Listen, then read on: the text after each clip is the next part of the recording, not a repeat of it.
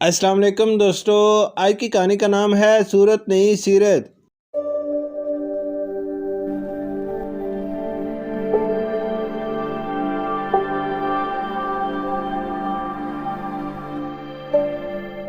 शहर अपने कमरे में घुस गई, बस्ता मेज पर रखा और आईने के सामने जाकर खड़ी हुई। उसे अपना अक्स नजर आने लगा, वही चोट का निशान, मोटी सी नाक, काला रंग, बड़े से कान। उफ अल्लाह, मैं इतनी बदसूरत क्यों हूँ? उसने 2 बार आईने में देखा तो उसकी आंखों में आंसू भर आए। आज स्कूल में उसकी सहेलियों ने इसका मजाक उड़ाया था। मिस नरगिस के कहने पर सबक सुनाने के लिए खड़ी हुई, लेकिन अभी थोड़ा सा ही पड़ा था कि मिस नरगिस मैडम के बुलाने पर बाहर चली गई। मिस के जाते ही सब ने मजाक उड़ाना शुरू कर दिया। शहर सोचने लगी और फिर यही सोचते हुए सो गई। अब उठ भी जाओ, उसकी बड़ी बहन अंबर ने उसे झंझोड़ा और वो आंखें मलते हुए उठ बैठी। तुमने यूनिफॉर्म भी नहीं बदला, खाना भी नहीं खाया, अब तुम्हें बड़े अब्बा जान बुला रहे हैं। अमर कहती हुई बाहर निकल गई। अस्सलाम वालेकुम बड़े अब्बा जान, इनको सलाम करती हुई उनके बिस्तर पर बैठ गई। वालेकुम सलाम बेटी, कैसी हो? ठीक हूँ बड़े अब्बा जान, आपको कोई काम था? मुझे आपने बुलाया?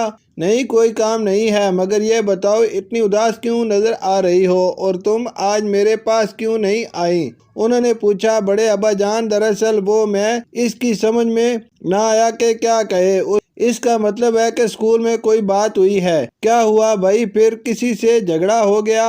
उन्होंने प्यार से पूछा। बस अब मैं स्कूल नहीं जाऊंगी, सब मेरा मजाक उड़ाते हैं। उसने रोना शुरू कर दिया। अरे भाई, इसमें रोने की क्या बात है? बड़े अब्बा ने इसके सर पर हाथ फेरा। मैं बदसूरत हूँ, काली हूँ, सब मुझसे नफरत करते हैं। बड़े अब्बा जान, क्या मैं बहुत बुरी हूँ? रोते हुए आखिर में उसने सर उठाकर मासूमाना अंदाज में पूछा। बेटी, तुम बहुत प्यारी और अच्छी बच्ची हो। बड़े अब्बा जान ने इसके माथे पर बिखरे हुए बाल समेटकर ऊपर किए। फिर मेरी शक्ल इतनी बुरी है? इसने उदासी से पूछा। नहीं बेटी, अल्लाह ताला ने हर इंसान को बहुत मोहब्बत के साथ बनाया है। इंसान अच्छा बुरा नहीं होता, बल्कि इसके काम अच्छे और बुरे होते हैं। जिनकी शक्लें अच्छी और रंग भी गोरा होता है, मगर उनके काम अच्छे नहीं होते, मगर दिल अंदर से स्याह होता है। एक और बात बताऊं, उन्होंने इसके गालों पर पहले आंसू साफ किए और दोबारा कहने लगे। जब अल्लाह किसी इंसान में कोई खामी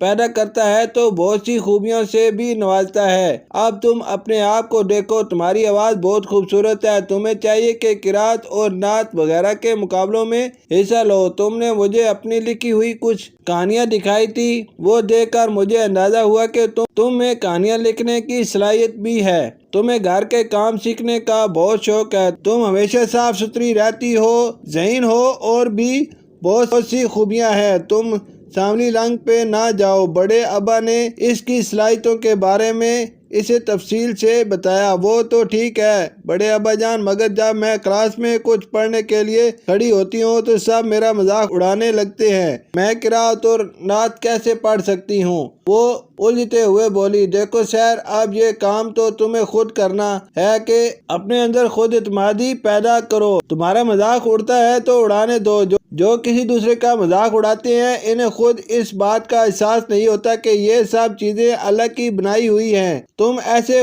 बच्चों से खौफ ना खाया करो, बल्कि इन्हें भी समझाया करो। एक बात और, वो ये कि शुक्र किया करो, अल्लाह ने तुम में कोई माजूरी पैदा नहीं की, तुम्हें किसी का मोहताज नहीं किया। बड़े अब्बा जान, मैं आपकी बातों पे अमल करने की कोशिश करूंगी। वो उड़ने लगी। बड़े अब्बा जान तसव्वुरात ही में अपनी प्यारी भतीजी को आला मकाम पर देख रहे थे और इस ख्वाब के पूरा होने की दुआ मांग रहे थे। शुक्रिया।